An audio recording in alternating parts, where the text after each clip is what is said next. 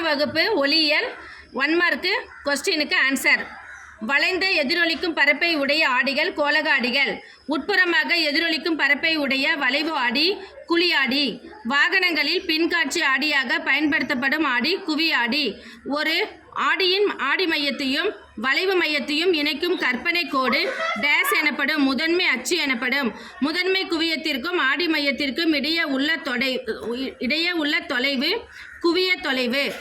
ஒரு கோளக ஆடியின் குவிய தொலைவு 10 சென்டிமீட்டர் எனில் அதன் வளைவு ஆரம் 20 சென்டிமீட்டர். பொருளின் அளவும் பிம்பத்தின் அளவும் சமமாக இருந்தால் பொருளின் வைக்கப்பட்டுள்ள இடம் சியில் இருக்கும். அலகு நிலையங்களில் அலங்காரம் செய்ய பயன்படும் கோளக ஆடி குழி ஆடி. கோளக ஆடியின் வடிவியல் மையம் ஆடி மையம் எனப்படும். குவியாடியில் தோன்றும் பிம்பத்தின் தன்மை நேரான மாயபிம்பம்.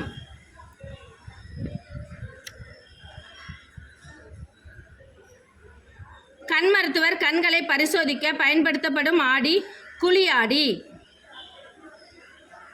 ஒளிக்கதிர் ஒன்றின் படுகோணத்தின் மதிப்பு 45 டிகிரி எனில் எதிரொலிப்பு கோணத்தின் மதிப்பும் 45 டிகிரி ஆகும். இணையாக உள்ள 2 சமதள ஆடிகளுக்கிடையே ஒரு பொருளானது வைக்கப்பட்டால் உருவாகும் பிம்பங்களின் எண்ணிக்கை முடிவில்லா எண்ணிக்கை.